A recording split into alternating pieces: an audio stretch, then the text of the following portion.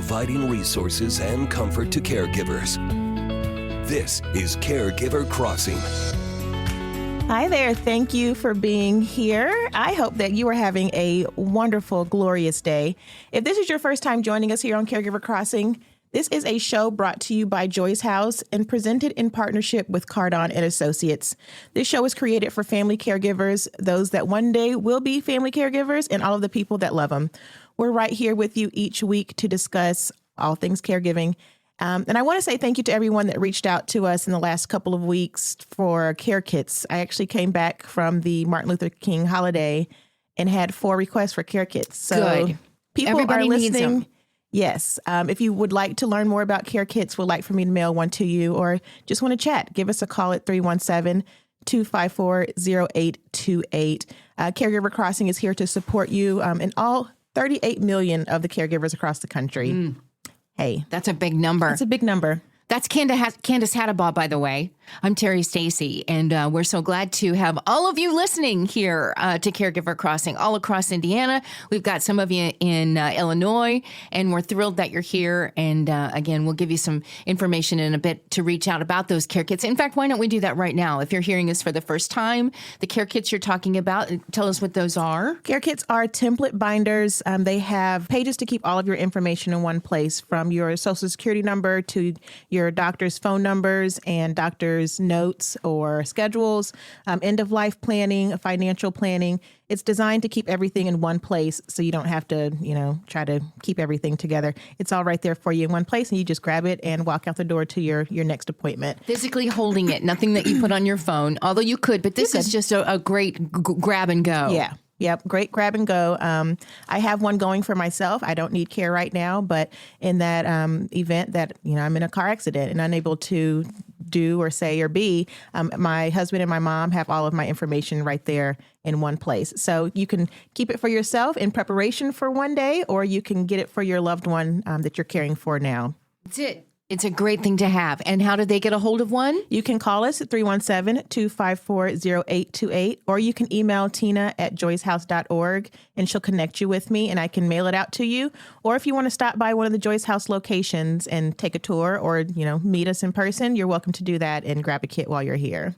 And that's thanks to Joyce House, adult day service here in Central Indiana. And it is founded by Tina McIntosh, normally a part of our show. But back just before the holidays, Tina needed to step back, and she had a procedure done, which she calls A minor brain surgery. Minor brain surgery. It's Tina. Yeah, that's Tina. She's been through a lot, and we can't wait for her to get back. But I know she's listening, and also that you've had a lot of folks reach out and say, "Hey, can we send her a note? Can we let her know we're thinking about her?" Yes, and thank you for that. I will say thank you for her to everyone that's reached out. You're more than welcome to mail a letter or note or whatever it is that you want to our Joyce House in Broad Ripple location.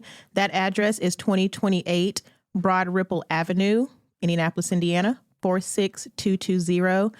She's got a nice little stack growing on her desk of everyone that's been thinking about her and praying for her. So thank you all for that. That's awesome. We can't wait to have her back. Hopefully she'll be back here maybe the first part of February. That's our hope anyway, for sure. But we miss her greatly, and we're so glad that she just continues to get better and better every day. Yeah. Unless you're not telling me something. Nope. Last time I talked to her, she's doing great. She's been dabbling in her email here over the last few days, so I know she's up and going, and we're excited to have her back. I think we're going to try to get her on the phone in the next couple of weeks. That'd be great. Love to talk to her. Love to hear her voice. Touch in with her. Yeah, absolutely. To check in with her. And listen, while we have these extreme cold temperatures, don't forget to check on each other. You may have a senior citizen that's living next to you, or somebody that's just living the single life next to you. Just continue to check on them in these extreme temperatures. Yeah. And when you're out, check and give them a call and say, "Hey, I'm at the grocery. Do you need anything?" Just help them out. Yeah. Just think about them right now if you can. It's just important. I only, Candace, I have an elderly neighbor, and so we try to make sure that she's warm and safe and doesn't need to go out for anything. Keep her in her home, and we'll do that stuff for her while we can. So. It just makes me think about others, too, that are living next to someone that's living independently, and that we want to keep them there. One slip, one fall, Yeah, when they just go out takes to a get the second. mail, just do those things. Help them out. And that's a great chore isn't the word I want to use, but a great chore for the younger people in our lives that maybe need to take a break from the video games or the cell Yeah. phone. Hey, let's go over and check on That's Mr. or it. Miss whoever and grab the mail or shovel the sidewalk. That's it. Sweep the porch yeah. with that little dusting of snow or something that might be on there, because truly, they any little bit can help them from staying out of this that we're going through. And it's winter. We can't complain about it necessarily. But, We're in it. they're in it too. So just make sure they're safe too while you can. So thank you again for tuning in today. This is Caregiver Crossing. And if you would like to hear past episodes of the show, you can visit caregivercrossingradio.org. And be sure to go ahead and like us on Facebook. That's where we're able to connect with you in between shows. And if you have any ideas of topics or guests that you would like to hear on the show, you can give us a call again at 317-254-0828, or you can email tina@joycehouse.org. Terry, have we told you about Caregiver Way? Not in detail. Well, we are getting excited about the launch of Caregiver Way, which is, for those of you that don't know, the Joyce House is an adult day center, but we also provide caregiver support services, much like Caregiver Crossing and Caregiver Way. Caregiver Way is going to be launching here soon, and we are looking for content from current, past caregivers, family caregivers, professional caregivers, industry professionals that would like to share their knowledge or their experience with other caregivers in the community. So this is going to be our way to do it. And so I would like to invite you to reach out to us again. Okay, I'll give you our phone number again, 317-254-0828, to learn more about submitting content. And content would be what you're smart about, what you know about. Yeah, what you know about. So that can be a caregiver. Yeah, absolutely. Okay. If you think of Facebook and TikTok having a baby, that's what Caregiver Way is going to be, but 100% caregiver content, not the, extra fluff that you get from Facebook or TikTok. So if you know... In video form, or is this in... both. In both? All video, audio, written, article form. It's going to be built out much like an online community. It is an online community. So if writing is your thing and you need an outlet and you want to teach somebody or help someone learn something new on their caregiving journey, this is going to be the best place to do it. What's your goal? When do you think it'll be really up and running? What's your plan? When would you like to see it up and it is. running? I would say by the time that the snow thaws and it's starting to warm up. Just a few months. Spring, yeah, spring is going to be our hopeful launch time. Okay, good deal. So, reach out to us if you wanted to share your knowledge and your wealth. Hey, what you got planned for this show today? Well, we're going to talk more. I'm glad you brought up winter safety. We're going to talk about that more next segment. And then at the bottom of the show, Mike Lemaich is going to be here with us to talk about Social Security and how to maximize those benefits to make sure you're getting everything that you're eligible for. We've got to take a quick break here, but you're listening to Caregiver Crossing, a show designed for family caregivers and the people who love them. Caregiver Crossing is brought to you weekly by Joyce House in partnership with Cardon and Associates. We're here each week to bring you support, education, and hopefully a good laugh. Visit caregivercrossingradio.org to connect with us, hear past episodes, and learn more about caregiver support resources in the community and much more. That website again is caregivercrossingradio.org. Don't go anywhere. We'll be right back with more Caregiver Crossing shortly.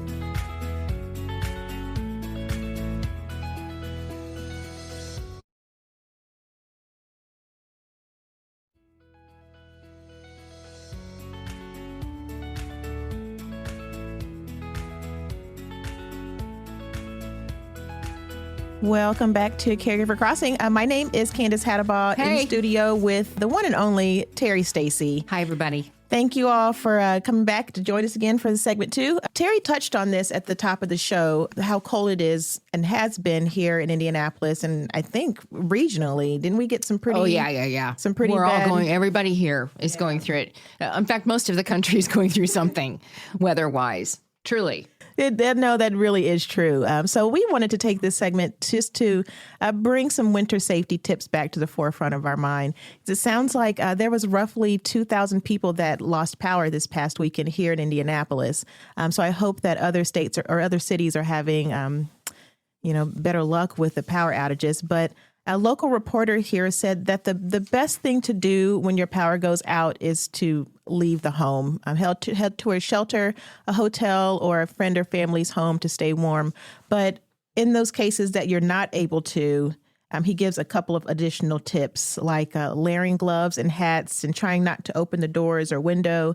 Keep everything closed as much as possible to keep the heat in the house for as long as possible. He also says that we may want to stay away from heating the house with dangerous candles, just in case anything gets knocked over or gets close to the flame there. That can cause some serious trouble. If that's some of us, because I have used candles, the 24-hour emergency candles that you have.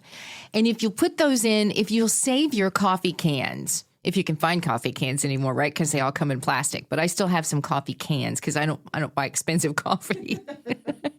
So I still have some cans. And if you'll put that candle in that can, the can also radiates. I don't want you to use candles because they are dangerous. But I mean, in some instances, you may use a candle. That's, we can say, well, we won't use them, but you will. We'll end up using a candle.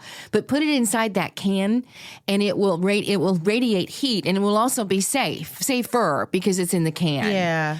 And then just put some rocks or something around there. I know this is a lot to think about. But all of that warms up. Is that what you mean when you say radiate? Right. Okay. Because you also should keep, my mom is the most, seriously, she, Y2K, the whole thing. She has always been prepared.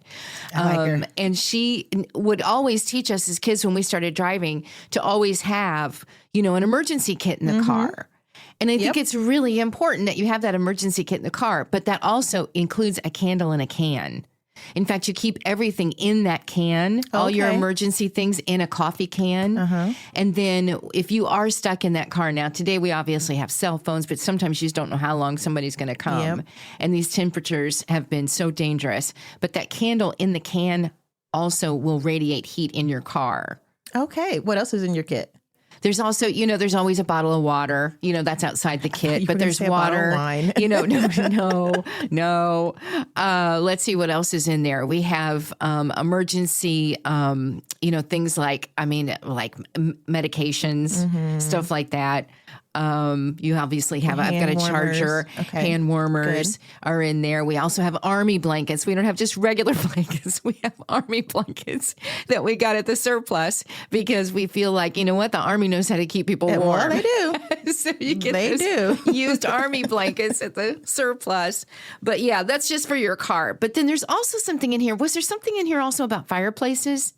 There was. I just saw that. Yes, if you have a fireplace, he says you should not use it unless you have to, and if you've had your chimney checked recently. Or and I haven't. Swept. You're supposed to do that once a year. Yeah, or swept, I guess.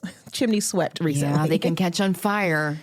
Yeah, then I saw a commercial just recently about the chimney sweeping log. You want to do that every 60 burns or something? Right. I just don't know. I saw what you're talking. I know what you're talking about. It looks like just that. It's a fireplace log and it burns and it's cleaning the creosote. Is that what it is? Something like that. Yeah, in the chimney. Yeah. So if you haven't had your chimney swept recently, you may want to avoid doing that and just layer up and do things like that are going to keep you warm more so than a fire. He also says to go along with the classics. Keep your faucets dripping overnight and leave your cabinets open so they get the warm air. We don't want burst pipes. That's and you know what? And I know and we can keep our food out in the frozen temperatures. But just here's one if you lose power when we don't have these freezing temperatures like we do, because that's always a thing. You always get mad at the electric company because they're, my food. What about my food in the refrigerator? And in this kind of temperatures, yes, you can put those on the back porch. You can move your meats and things in the back porch. Everything will go. But when you don't, just remember this. I always keep a gallon, those gallon Ziploc bags with water in them. Okay. And you put that in the freezer, and that's just part of your freezer now. But that will also help keep it when your power goes out. That also helps keep your foods cold because it's obviously a big giant bag of ice. Yeah. And it will also keep everything radiated a little bit longer, or keep everything freezing longer, colder longer if you have a couple of those bags in your freezer. Yeah. That's in the warmer stuff. Just so I've been through. I'm old, and I've been through a lot, and I find good hacks and tips on TikTok when it comes to this kind of stuff. I didn't know you were a TikToker. Just for emergency stuff. Okay. Good to know. I have to share some stuff with you. Okay. Now what? Moving on. What's okay. next? So if you do not have working smoke detectors, install one in each bedroom, outside of each sleeping area, and on every level of your home, including your basement. You want to check those regularly and replace them twice a year. And along with that, make sure you've got good working carbon monoxide detectors. Staying safe and healthy this winter. We were earlier when we opened the show, we were talking about how please check on your neighbors and your friends that might be living independently, those seniors that might be next door. Make sure you help keep them from having to go out in these temperatures. Whatever you can do, get the mail, sweep the porch, the snow off the porch. If you got a lot of snow, then, shovel for them. Anything to keep them from going outside at this point. Keeping them safe and healthy in the winter. But for you too, to stay safe and healthy. We mentioned preparing your vehicle if you should happen to go outside, preparing for emergencies and weather-related emergencies, including power outages. We're talking a little bit about that. Preparing your home. It might be a little too late to winterize your home right now. Checking your heating systems. It's not. It's not. You may think it is, but it's not. They'll come out and get this checked for you before we get into February, hopefully. I know everybody's busy right now. Carbon monoxide, you mentioned that. And then what else? Stocking food that needs no cooking or refrigeration and water stored in clean containers. And don't forget your pets. Don't forget them to make sure that they have a box of their own with the birds preparation and squirrels stuff. The birds and the squirrels outside your window. I was telling Candace I have these birds. I've taken in everybody. Okay, I've got 2 bedrooms filled with stray cats right now. I've got my own animals, which are 3 cats and a dog. And then I also make sure that the birds and everybody else is eating. So I've got bird feeders on our window. The ones they have suction cups and they stick to the window so you can watch them. And these birds, bless their hearts, yesterday morning as I woke up, there must have been 4 of them in there, and they're not even friends. They're all different breeds, all different kinds of birds, and they've all fluffed out. And it's so cold that the actual bird feeder is starting to slip to the left because the suction cups aren't holding, and the weight of the birds, I'm sure. And they all 4 were just looking in the house like, come on, let us in just for a minute. Let us in. Love the food, but and they were just looked like they were shivering. Everybody's cold. Everybody. They've been huddling up to the window to try to get some more heat. Maybe I should open the window just a tad to let a little bit of heat out to vent over to the that'd be birds. Sweet of you. Yeah, David would love that. Oh, I'm sure. He's already not happy with the price of the food we're paying for all of the animals. Yeah. Anyway, everybody stay warm and dry and careful. Yes, and look after one another. But you're listening to Caregiver Crossing, a show designed for family caregivers and the people who love them. Caregiver Crossing is brought to you as a service of Joyce House in partnership with Cardon and Associates. With locations in Broad Ripple and near the University of Indianapolis campus, Joyce House provides exceptional day services for individuals living with a life-altering diagnosis and compassionate support for family caregivers throughout the community. At Joyce House, we believe that everyone deserves to live their best life regardless of their abilities. Learn more about our adult day and caregiver support services by calling us at 317-254-0828 or by visiting joycehouse.org today. That web address again is joycehouse.org. Stick around. We'll be right back with more Caregiver Crossing right after the break.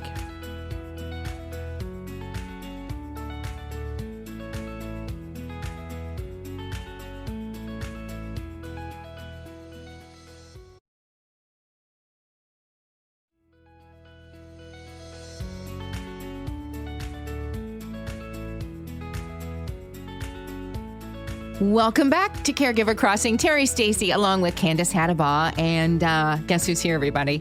It's the guy that we've had trouble with his name for the last year. That's all we know him by. Mike. Mike is here. I'm here. Mike Lemaich is here. He's with Global Fund Management, and he's going to walk. Hi. Hi, how are you?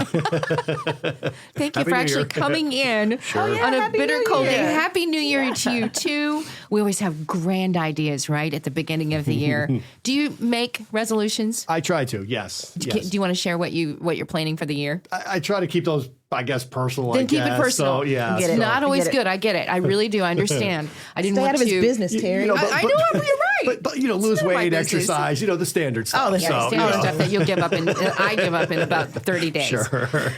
And so does everybody else, according to statistics. Well, Right. you can make your New Year's resolution in like March when the gyms are less packed. Exactly. But right now we try to get fit and healthy for spring break because we really pumped up during the holidays. Oh, yeah, we did. I can't tell you, I still got fudge. I've still got fudge left, which is an amazing thing. But I really went crazy this year. Anyway, that's talking about our health, and we want to talk about our other health, our financial health, and that's what we want to do with Mike Lemaich. And thank you for coming in today. I really mean it because it is cold and bitter, and we're grateful. Thanks for having me. Let's start here.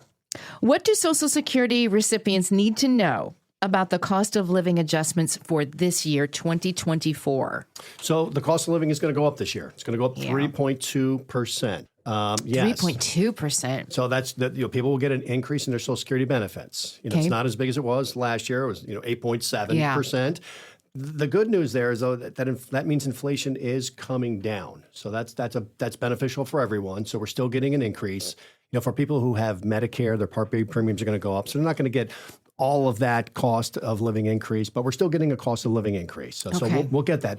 And it's one of the only inflationary incomes that most people have is that cost of living that they get from Social Security. So that's a good thing. Yeah, it's a good thing. Here's another good thing, that there's still Social Security. I was thinking that before really we started. was. I remember hearing in like the 5th grade that You weren't going to have it. Yeah, we're not going to have. Is that true? Well, they keep telling us that, right? That there's going to be major cuts that are coming to Social Security. Right on the Social Security, letter that we get, it says, in 2034, they'll only be able to pay 75 cents of each dollar scheduled benefits, wow. right? Let me write that down. Get ready. 2034. But I will say this. Most people are worried about that. But if you are near to getting Social Security and your sole reason for turning on Social Security is because you're worried the government's going to take away your benefit or there's going to be some large cuts, I think that's a huge mistake. They will never cut your benefit. They will never take it away from you. You'll get every dime that's owed to you by the United States federal government. All right, we're going to hold you to that. We put into it, right? Yeah. We're calling Mike if something goes wrong. Okay. All right. Fingers crossed. Candace? That makes me nervous. No, it's not going to happen. Mike said it's not going to happen. Okay. How do Social Security cost of living adjustments help retirees combat the inflation that we're seeing? Well, it's expected to go down. Yeah. So now, again, a couple of years, 5-6 years ago, we had where there was no inflationary cost of living because there was no inflation, right? But that'll help us, pay for, gas, for food, having that income that goes up in value. The bad news is that the cost of things are going up in value. So it does help.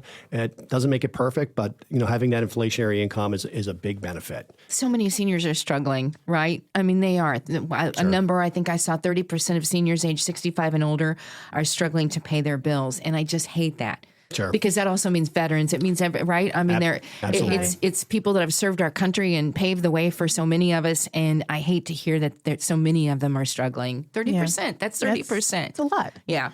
I'm sorry. Yeah, go ahead. How does the Medicare Part A and B play into this? So Medicare Part B, Part A is free, so we don't pay for that. Okay. Part B is we pay for that, and that's going up a little bit. It's going to be $174 a month. They take that right. If you are collecting Social Security, they take your Part B right out of your Social Security statement. So that that just comes right off the top, and that's how you pay for that. So, and again, having that inflationary income helps to keep pace with Part B because it went up this year. So it went up about $10 per month this year. So it does help pay for that. But we want to remember, it comes right off the top for Part B. Okay. All right. Let's get some tips. Okay. I want some tips on how to maximize Social Security benefits right now. I mean, I don't want that for me right now, but how can we do that right now? Not that you have to do this right now, although I'd like for you to do it right now. Please. Ideally, what we would like to do is delay Social Security as long as possible, right? We can max out the benefit by waiting to age 70. 70. Right? Wow. And I know that's hard. But I'm going to say that Social Security is probably the most dynamic, best retirement planning tool that we have. But most people do not take advantage of it, right? This is paid for life, right? It's guaranteed forever. If you're married, the higher benefit will automatically survive the spouse and continue with them. It's backed by the federal government. It's automatically adjusted for inflation, and you get a guarantee from the, as I said, from the government. One of the best planning tools we have. But hold off until you possibly can't, like 70. If you can, but most people don't. And I think the reason they don't is because I think they don't look at it as a retirement planning tool. They look at it as a bet. And, they don't want to make the wrong bet. It kind of is. I feel like that myself. I'm getting closer, not to 70, but closer to when I could maybe start taking an early retirement, which I know is not great. And maybe I probably won't do it. But it's such a gamble. It feels like such a gamble. I could wait till I'm 70, but maybe 71, I'm done. I'm dead. Sure. Then you won't have had the money before. So people will, if you're 69 and it's the 364th day, right, and you fall off the cliff. And goodness. You're right. I think this, you're young, Candace. This is where your brain goes when you get to be a little older. As you're falling down, you're wishing, I should have taken Social Security. I should, and I think I would. I'm that person. Right. I should have. But that's the gamble. Fear. But when I meet with clients, and we'll ask them when they're going to turn Social Security, as soon as possible. But then I ask them, which is what, Mike? Well, 62. It's 62 is when you can really take that early retirement. When you can take it, right? But I ask people, well, how long do you want your money to last? And then they'll say, oh, my dad lived to 88. My mom's still alive. She's 93, and she's probably going to live to 100. Yeah. So I don't know, maybe 90, 95. Well, those that doesn't compute, right? You're thinking you're going to die at 70, but you really think you're going to live to your late 90s. Yeah. And if we're going to live to our late 90s, because we are living longer, you're probably going to wish that you delayed Social Security as long as possible. So if you take it out at 62, you're getting a smaller portion, right. A little bit less. You'll get about a 25% pay cut. If your full retirement age is 66, it's a 25% pay cut, and that's a lifetime pay cut, right? That you have to live with. Yeah. If you're able to wait till full retirement age, you can take that. That's when you get your full retirement age benefit. But if you delay it past full retirement age, you get a guaranteed 8% increase in your benefit all the way till age 70. Man. So the other age you're talking. So 62 is when you could do it a little early. Correct. 66, did you say is? Well, 66 or 66 and 2 months, and anybody born after 1960, your full retirement age is 67. So they've increased those. So for most people nowadays, 67 is the full retirement age. Oh my gosh, they may increase that again. Wow. You never know about that You never know. It could end up being like 75 because we are living longer. We are living longer. They can look at that and say, you know what, everybody's doing great. Let's make it 75. I think that's a possibility, but for younger generation, I think increasing the life the retirement ages is something that's definitely on the table. Okay, that's All great. right, Thank you. You going to stick around, Mike? Sure, absolutely. All right, thank you. Let's do it. You're listening to Caregiver Crossing, a show designed for family caregivers and the people who love them. Caregiver Crossing is brought to you weekly by Joyce House in partnership with Cardon and Associates. We're here every week to bring you support, education, and hopefully a good laugh. Visit caregivercrossingradio.org to connect with us, hear past episodes, learn more about caregiver support resources in the community, and much more. That website again is caregivercrossingradio.org. Don't go anywhere. We'll be right back with more Caregiver Crossing right after this.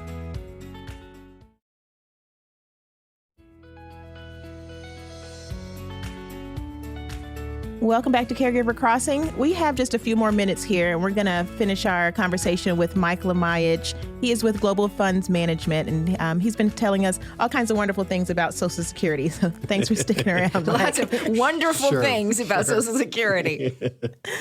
For married couples, there's often one spouse who doesn't earn as much income as the other.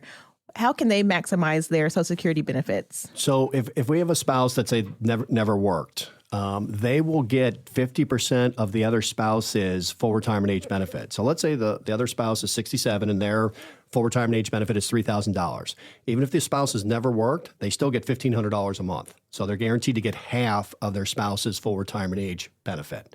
So if their spouse passes away. Well, no, they would get both. They get the $3,000 and the $1,500. So if you've never worked, you still get half of your spouse's full retirement age benefit. So yeah, I did not know that. So if they've never worked, so that's taking away from the spouse that did work. No. So they get both. So they get the $3,000 and the $1,500. So they get $4,500 a month. They get that in addition. So, in addition for the spouse. Yeah, and let's say this. That's a way to do it. Let's say the ones. Right, I quit right now. What are we thinking? There's some guaranteed income there. Now, let's say the spouse worked, but not a ton. Like they maybe their own Social Security benefit was $500 a month. Well, they still get the 500, but they would get bumped up to the 1,500, so they'd get an additional $1,000. So they'll still get the $1,500. Okay. They get bumped up for that. I think my parents are going to fall into that because my dad didn't have much work life in him, and my mom is going to retire this month, actually. So he'll be able. So, my mom is remarried. So what happens if they remarried? So then it would be that marriage that they're now married in, that they would be, working those numbers. Now, if your dad or whatever the case was divorced, the divorce spousal benefits also work the same way. In what, how? So then there's a couple requirements. You have to be married for 10 years, divorced for 2. Okay. So let's just say that the other person who got divorced didn't work at all. They still can get up to $1,500. If it's $3,000 is the benefit, they can still get half of their divorced spouse's benefit. So they can still get a divorced spousal benefit. Works exactly the same way as the spousal benefit. And Terry, why is that important?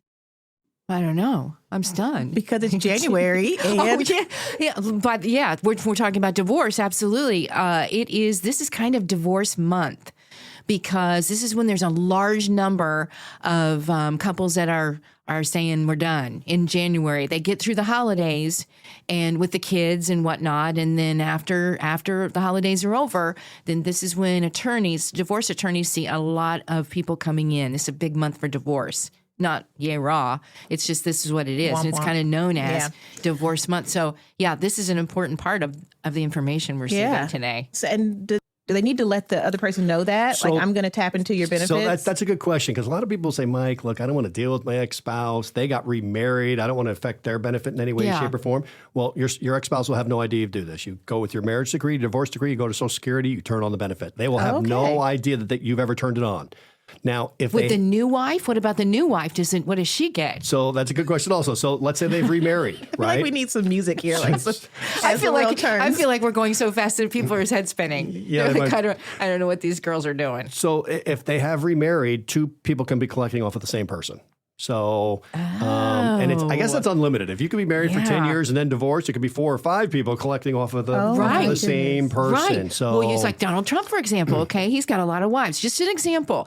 Do all those wives beforehand that went through, they all can, but they didn't, if they didn't work. So if they didn't work and, Social Security's max, even though he's a billionaire, that's max on how much you can make. But yes, they would be eligible for a divorce spousal benefit. All of them would be. But he doesn't necessarily need to know. Well, you have to know that. It's not coming from his pocketbook. Right. Right. It's coming from the government. Right. So they would never know. So they'll never know that you've turned on the benefit, but there is benefits there for you if you are a divorced spouse. Either way, man, woman, either way can claim the benefit. So there's money there for you. Thanks, Uncle Sam. Potentially. There's been a lot of speculation about Social Security. I think we talked about this last segment, being in trouble and may not be available in the future. Do you want to touch on that anymore? Sure. So again, I think why I think that the money's going to be there for they're never going to cut your benefit. The baby boom generation, the biggest voting bloc ever in America, probably ever in the world, they're never going to vote to cut your benefits, right?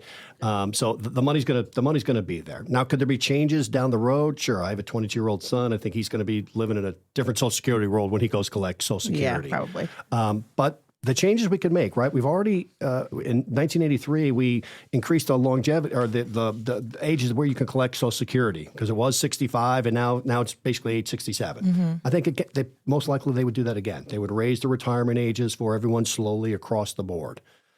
You're only taxed on your first $168,000 of income. That's, anything above that, you don't chip anything into Social Security. So I guess you make $300,000, you're not paying anything above that $168,000. Okay. Could they change that? Could they make it $250,000 or $500,000? Sure. I think a combination of those things, I think, makes Social Security very solvent going forward. I mean, we just have to make some changes. But again, I think if you're near retirement or ready to take Social Security, your money's safe. You're going to be safe. Okay. I really do. Thank you. That's Mike Lemaich. I almost messed my own self up. Mike Lemaich, Global Fund Management. We'll make sure you have a number for him, how to reach him if you need him at all at this moment. But before how much time we got, Candace? We got a little over a minute. Oh, a little over a minute. Okay. You want a final question then? I do, because Mike's got an event coming up that I want to make sure we touch on. Oh, good. Correct.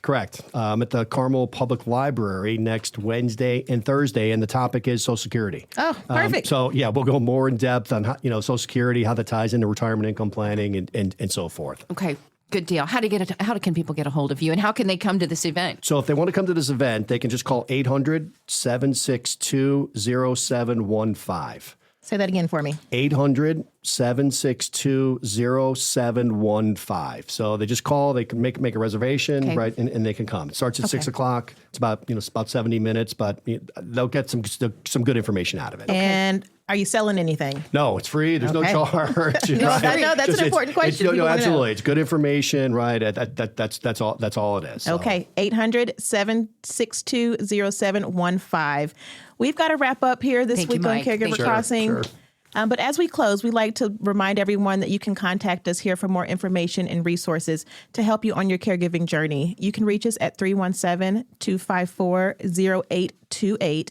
And as always, we want to make sure to thank Cardon and Associates. With 20 communities owned, operated, or managed in the Midwest and more than 40 years of senior living experience, Cardon and Associates provides residents with the best senior living options and personalized service. That's it for us this week on Caregiver Crossing. Until next time, take good care of each other.